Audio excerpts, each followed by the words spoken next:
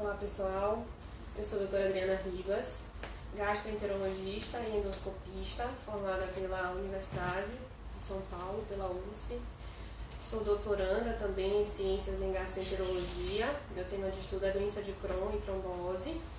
E vou estar falando para vocês hoje aqui sobre doenças inflamatórias intestinais. Eu faço parte da equipe da IBIS, que é o Instituto Baiano de Imunoterapia, que é uma clínica voltada para o cuidado de pacientes com doenças do sistema imunológico, né? A gente oferece aqui toda a abordagem, temos várias especialidades, incluindo gastroenterologia adulto e pediátrico, reumatologia adulto e pediátrico, neurologia, dermatologia, e temos também um centro de infusão aqui, de medicações, em que a gente faz infusão de biológicos, de outras imunoterapias, vacinas, imunoglobulinas, e enfim, a gente preza pelo cuidado com esse tipo de paciente.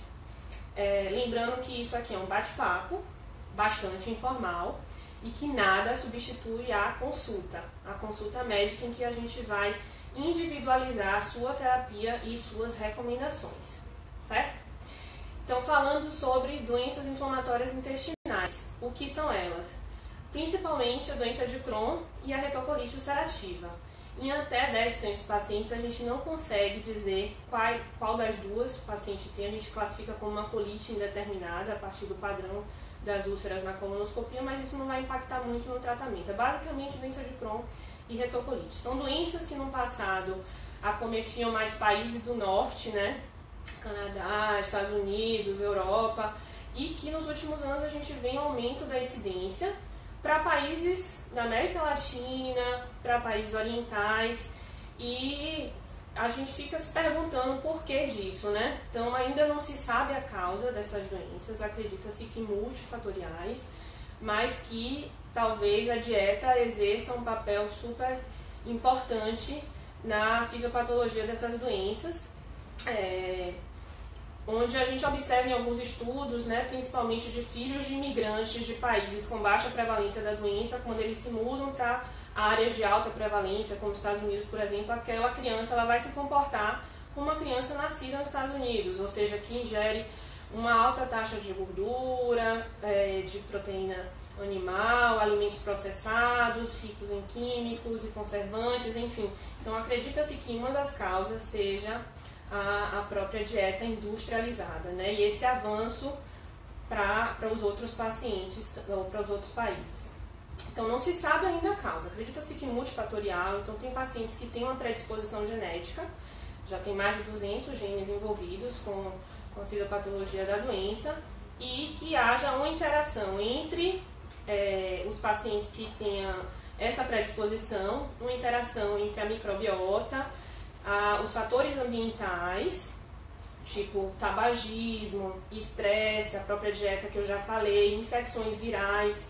Então, pacientes que têm gastroenterite, isso pode levar a uma disbiose, que é uma alteração nessa microbiota intestinal, levando a bactérias mais patogênicas e que podem deflagrar esse sistema imune, produzindo um ataque contra as células, não só do intestino, como de outras partes do corpo, como eu vou falar mais adiante, certo? Então, basicamente isso, a incidência está crescendo, acomete indivíduos de todas as faixas de idade, principalmente indivíduos entre os 20 e 40 anos, em que os pacientes estão ali na sua fase laboral, então por isso que é uma doença com alto impacto socioeconômico, já que boa parte desses pacientes, às vezes, tem abstenção ao trabalho, tem uma qualidade de vida prejudicada, então por isso que é importante a gente diagnosticar precocemente esses pacientes. Estima-se que nos Estados Unidos em torno de 15 bilhões por ano de dólares sejam gastos com doença inflamatória intestinal, e 1 a cada 10 mil pacientes pode desenvolver a doença em média, certo? E qual a principal diferença entre elas? A retocolite ela vai acometer principalmente a mucosa, que é a camada mais superficial do intestino, a mucosa do reto e do cólon, né? Então por isso chama retocolite. O cólon entenda-se como intestino grosso, certo? Já o Crohn pode comprometer desde a boca, com úlceras, feridas na boca, úlceras orais, até o ânus, né? E dá um quadro um pouco mais grave porque ela é uma doença que pode comprometer todas as camadas do intestino, não somente a mucosa. Então, as camadas do intestino são mucosa, submucosa, a muscular, a serosa. Então, às vezes a inflamação é tão grande, as úlceras são tão profundas que às vezes dão um quadro de estenose, que são os estreitamentos no intestino, certo? Que às vezes precisa de correção cirúrgica quando o paciente não responde à terapia. Ou pode dar um quadro de fístulas, que são comunicações anormais entre alças intestinais ou entre alças intestinais e bexiga, né? O paciente pode sair fezes na urina, é um quadro super dramático. Ou também comunicações entre o intestino e vagina, né? O quadro de fístulas retovaginais ou enterovaginais. E essas fístulas também podem sair para a pele, né? Podem dar fístulas enterocutâneas ou as fístulas perianais, que são ali ao redor do ânus, que são as mais comuns, certo? Às vezes também os pacientes podem ter um quadro de colite muito grave e perfurar um intestino precisando de uma cirurgia de emergência, certo? Então, quais são os principais sintomas apresentados por esses pacientes?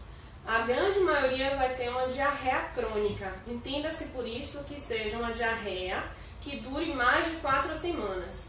E quando essa diarreia vem com sangue, muco ou pus, a gente tem que acender uma lanterninha e se preocupar mais com esse paciente, porque a gente vai ter que investigar e afastar, né, doenças inflamatórias intestinais, entre outras causas, né, como infecções e tal.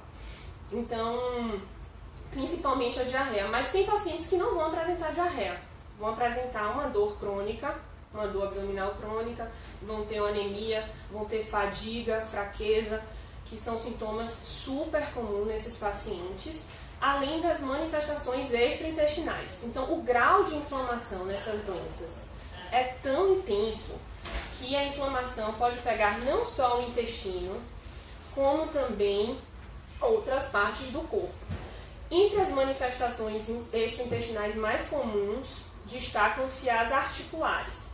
Então, o indivíduo pode ter um comprometimento de articulação periféricas, que a gente chama, né, como mão, punho, pés, tornozelos, mas também pode ter um comprometimento da coluna axial. Então, dando um quadro de sacroileite, ou alguns pacientes podem evoluir com espondilite anquilosante, que é uma retificação completa da coluna com bastante impacto na mobilidade desses pacientes, né? Então, manifestações articulares são muito comuns nesses pacientes.